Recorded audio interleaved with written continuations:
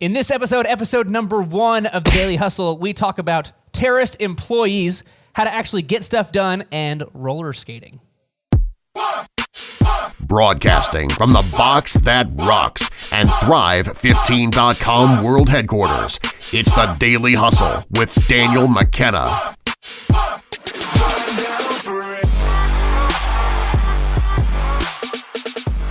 What is going on, guys? Daniel McKenna over here, Marshall Morris over there. This is episode number 1 of the Daily Hustle.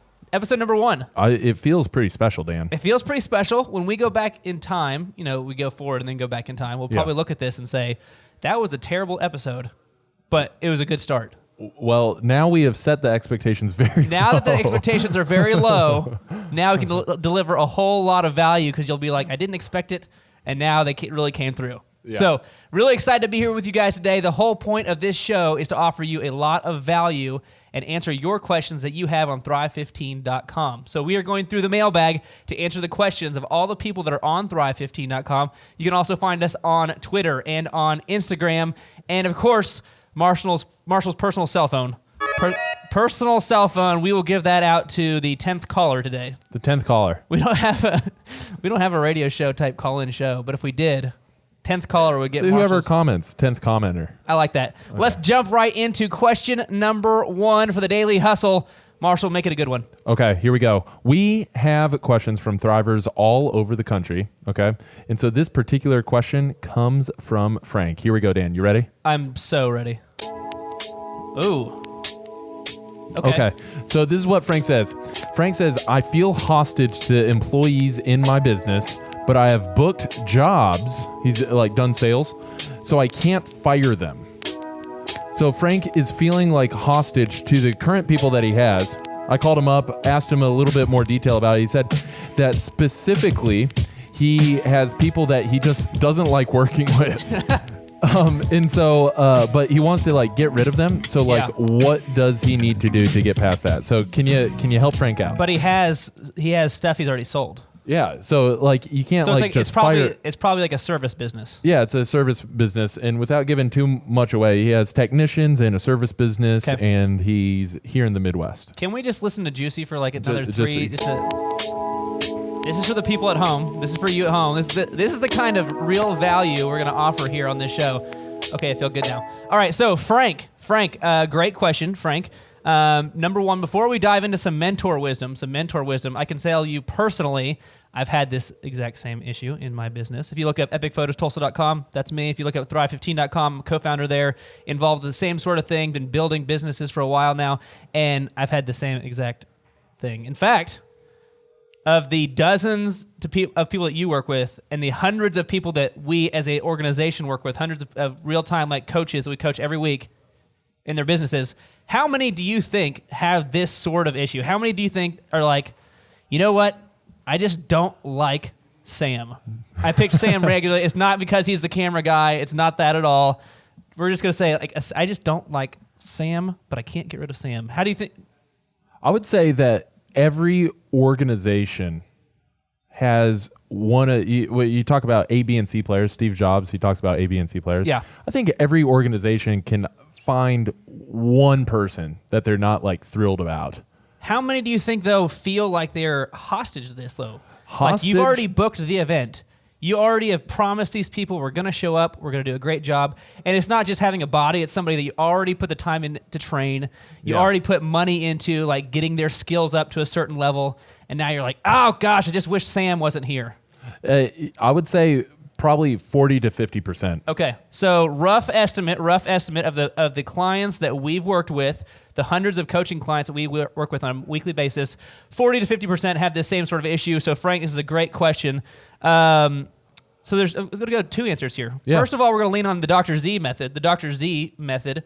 If you look up Dr. Zoellner's office, they're about to celebrate 25 years here in Tulsa. Yeah, biggest optometry clinic in the region. Dr. Z's, Tulsa. Look that up. Who is Dr. Z? He is the CEO of Thrive15.com, and we've interviewed him on this same exact question before. Yeah. But basically, it comes down to having candid conversations.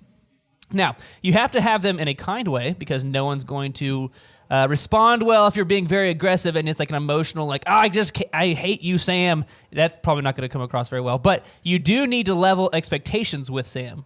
And Sam, I apologize that we keep using your name, the camera guy. I'm sorry, Sam. I'm sorry.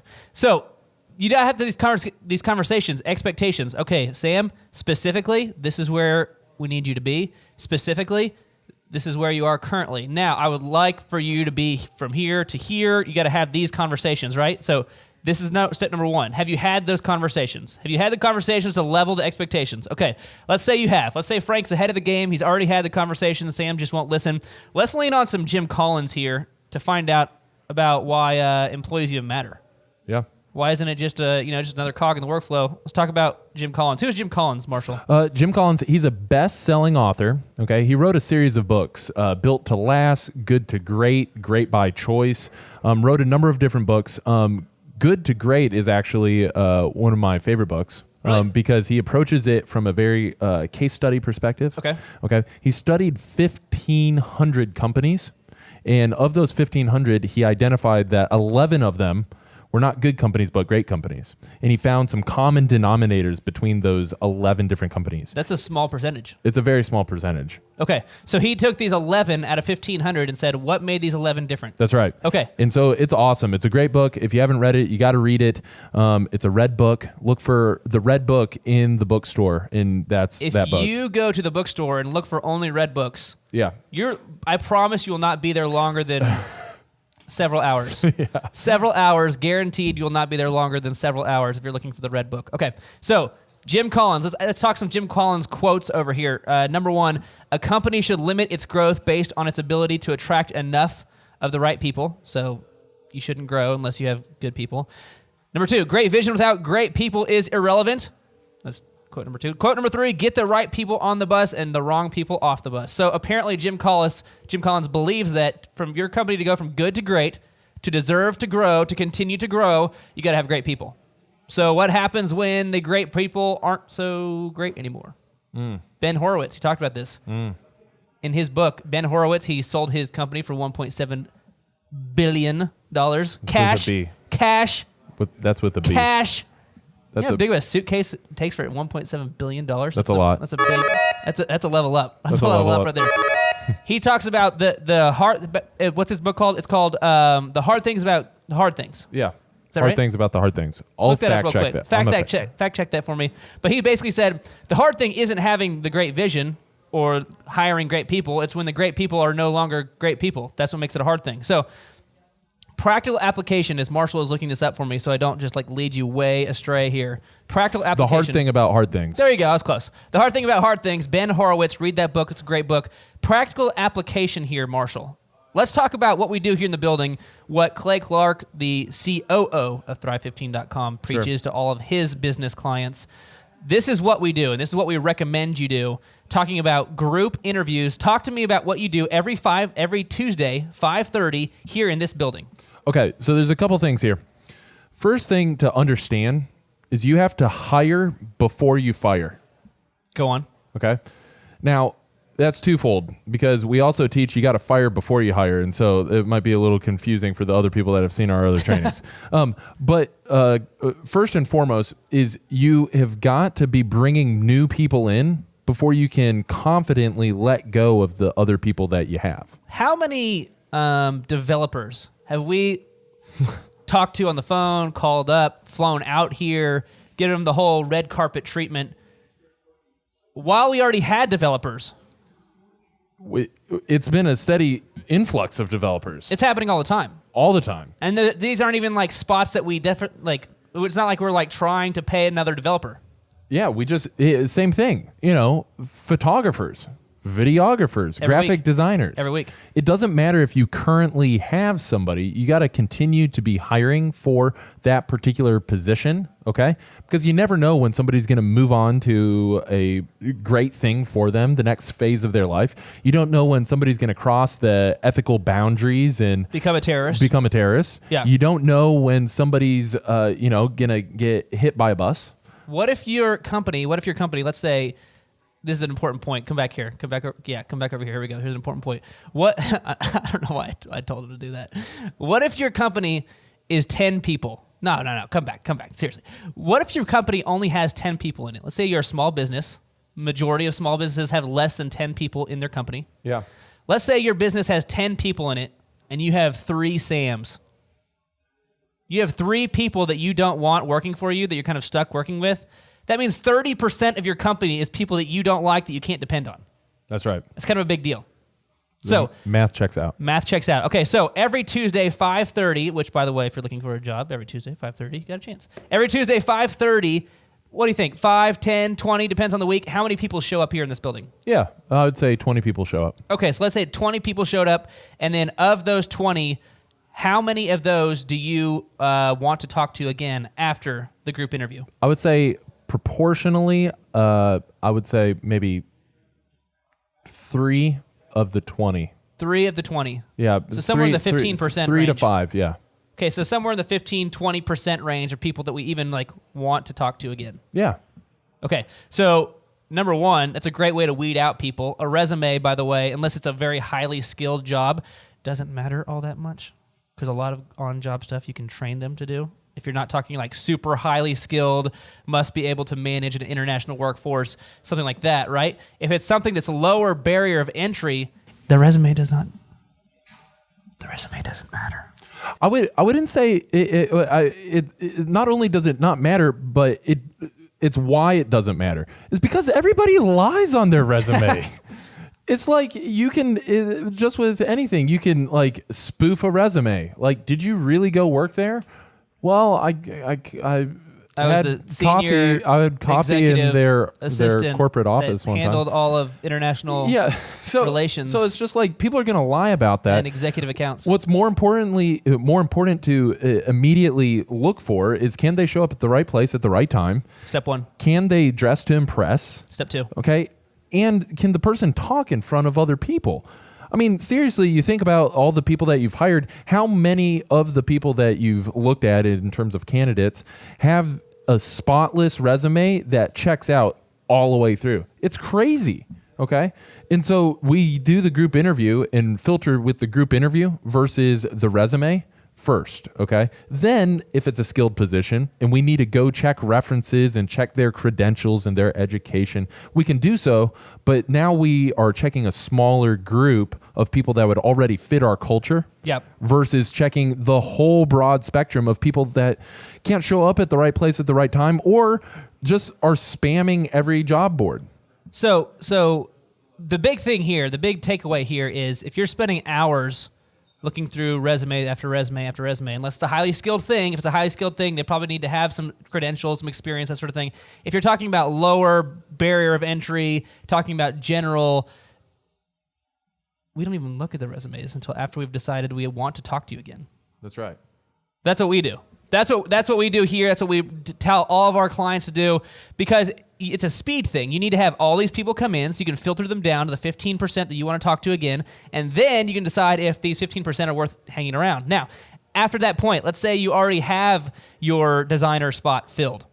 What happens? Well, now I have a whole list of people, a whole list of designers that I can call the second that anything goes weird. If my designer becomes a terrorist, or if my designer decides to go off and do his own thing, or my designer gets a sweet job in Costa Rica where he's able to, avoid, taxes and stuff like that. I don't know. I don't know what you would do living in Costa Rica. You might be able to know better than I would on the Costa Rica thing. There's plenty of them. There's plenty of those reasons. If there's any reason at all that he's gone, I now have a whole bam, bam, bam, bam, bam. I can call them up. Hey, this job just opened up. Loved interviewing you. Would like to talk to you more in depth. And yeah, maybe 3 of those people have moved on. Maybe 4 of those people have moved on. But I'm a lot closer, and now I'm not stuck with a designer that I no longer want, or stuck with a hole I have nothing to fill. That's right. Okay, so practical application. 1, bring the candid conversation up front. Number 2, always be hiring. Hire before you fire. Number 3, your hiring needs to always be happening. Group interviews always happening. It almost is like a sales type of thing. It's almost like as important as bringing money in the door is always having people ready to fill those jobs. Yeah. I mean, sell it first. But then right after that, you got to have people for those jobs. Okay, cool. So that was number 1. Frank, thank you for that question. Number 2, give me some love here. Question number 2 here. Ooh, some gospel. Yes, a little bit of gospel for everybody. Okay. All right. So question number 2, it comes from Judy. And she says, I get emails and calls from clients all day, and I feel obligated to answer them. I can't seem to get any real work done. So we need to help Judy out. So she's stuck. Okay. So what kind of calls are these? Are these like... These are like calls from... sales calls... Just all of the above. Mostly calls. Mostly customer service calls. Okay. Because has current clients that expect some kind of response from her on a daily basis immediately. Sure. Okay. So mostly customer service calls. Okay, Judy. Well, let's talk about this. Let's lean on some mentor wisdom here. We're gonna go with Lee Cockrell. Lee Cockrell, time management wizard. He's also on the site. You can check out his trainings on the site, thrive15.com. Lee Cockrell, he was the executive VP of Walt Disney World Resort, managed 40,000 people, kind of a big deal. Millions of people per week coming through Disney World Resort, like millions. And most of them are not the same people. So there's going to be a lot of questions, a lot of things that he has to deal with, a lot of like customer service things that he probably has to deal with. What do you think, Marshall? Is that probably pretty accurate? I would say a lot. That's a good summarization. Good summarization. They had 50 million people come through every single year, and 1 million every week. 1 million guests every week. And somehow they still have a good reputation. Yeah. So quick action item for everybody watching. Think about right now, if you had 1 million clients a week, are they going to scale good conversation or scale bad conversation about your company? That's a little overwhelming. That's a lot of overwhelming. Okay, so Judy, we're going to lean on some Lee Cockrell here, to answer this question here. Lee Cockrell quotes here for you. Efficient is being able to get things done. Effective is doing the right things in the right order and making sure you address everything that is urgent, vital, and important in every part of your life. So he's saying there's a lot of things going on. You got to decide what the most important things are. So that's step 1. Step 2 is one way to get your priorities accomplished is to schedule them into your calendar. Okay, so we're talking about time blocking. The Lee Cockrell, by the way, he's got a book out, Time Management. What is it? Time Management Magic. That's right. Time Management Magic by Lee Cockrell. If you have not watched the trainings, go read that book. Go buy that book. Buy some books for your friends. Lee Cockrell is talking about the rocks versus the sand. The rocks versus the sand. If you imagine your day, you've got to schedule your rocks. These are the big things that have to happen today. And the sand fills in everywhere else. So, for instance, if you're getting calls all day, first of all, if they're sales calls, that's a great problem to have. Yeah. If they're like new sales calls, right? Great problem That's to have. sure. Yeah. But if they're customer service calls that don't allow you to make more sales, that don't allow you to actually like continue building your business, then that's maybe not as awesome of a thing. So, first of all, I would hire somebody to just handle those calls. I build the scripts. This is what Clay Clark talks about all the time. Build the scripts, build the FAQs. They're going to be able to answer 80% of those things that happen every day, right? And it's going to keep you off the phone. If you cannot afford that in your business right now, you're still growing. Maybe you don't have the payroll to pay another $500, $600 a week for a $10 an hour guy to sit there and answer the phone calls. Then we're talking about time blocking. Marshall, what time do you get, because you handle the inbound emails here at thrive15.com. A lot of emails. At least most of the emails you handle. Yeah. So in fact, if you wanted to email him right now, you could email him info@thrive15.com, and this guy would eventually see it. In fact, what time would you actually see this email, Marshall? Early in the morning. Early in the morning. Yeah. Somewhere between 4 to 5 to maybe, if you're feeling, kind of like sluggish, maybe 6 a.m. Okay, so we clear all of our email accounts in the morning every day.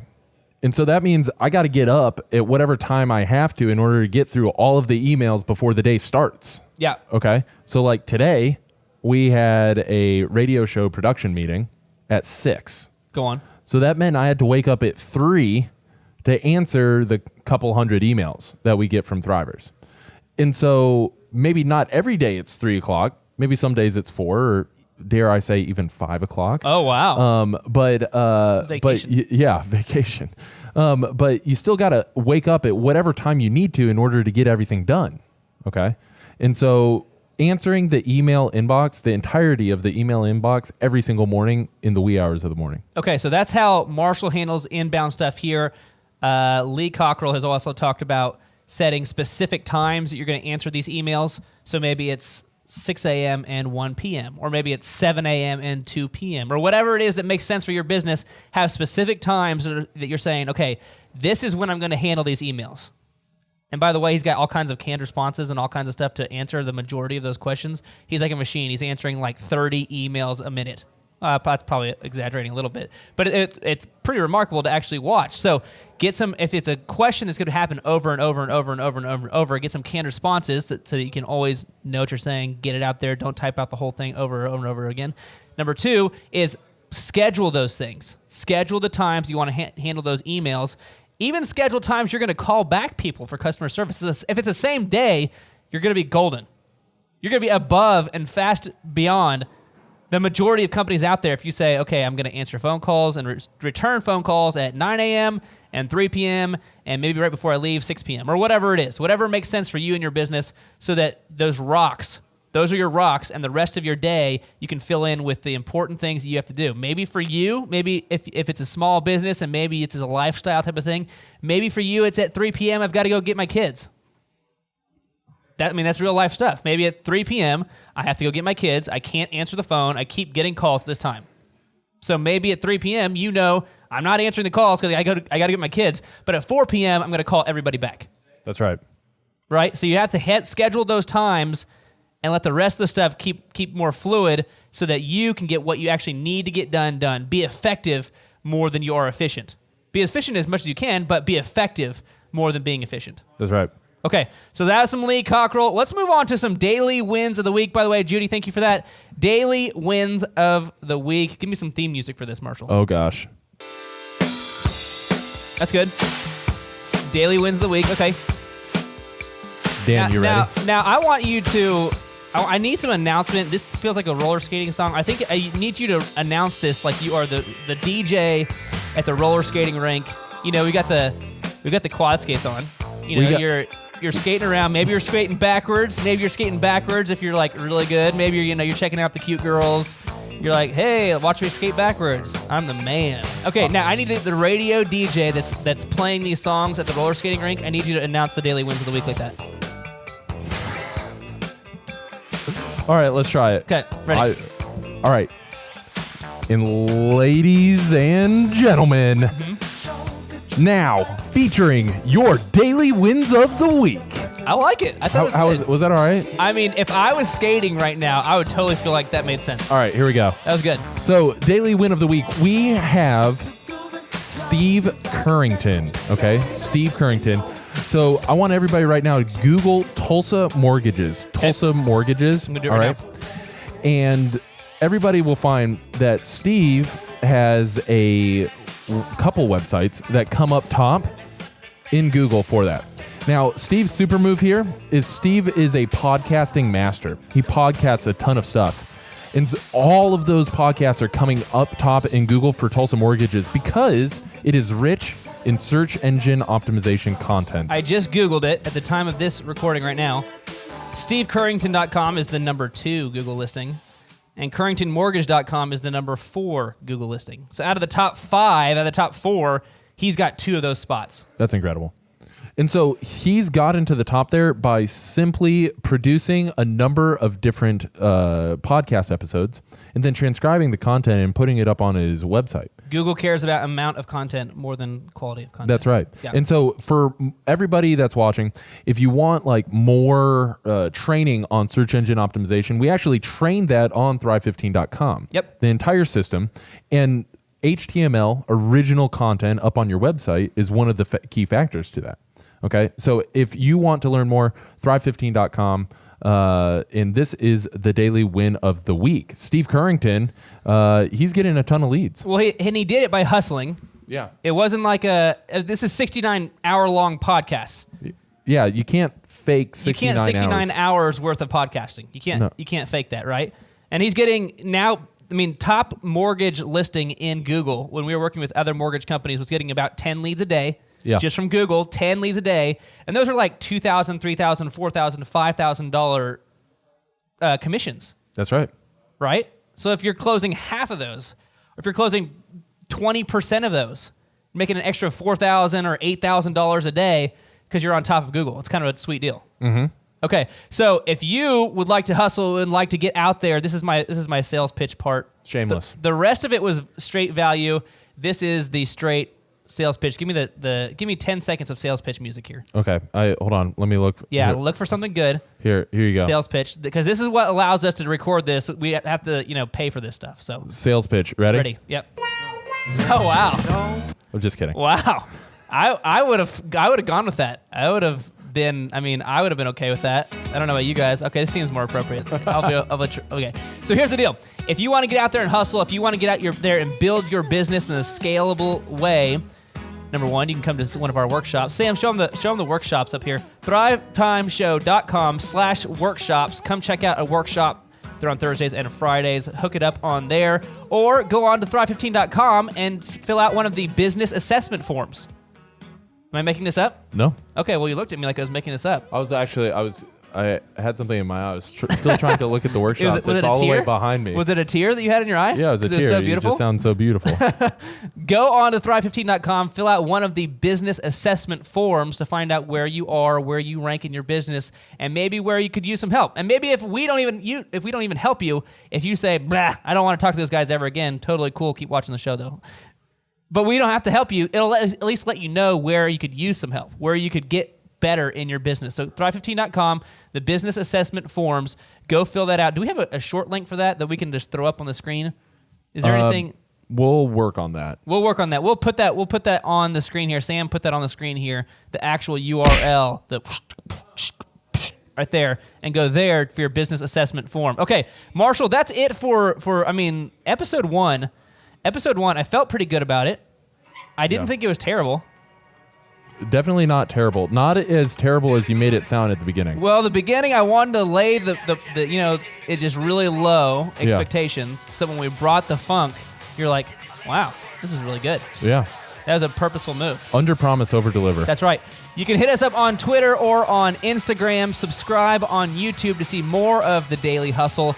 And, of course, continue asking your questions on Thrive15.com. And we will continue answering them with the knowledge of the mentors and the practical application that we give for you every day here on the Daily Hustle. Marshall Morris, Daniel McKenna. Thanks, guys. We'll see you soon.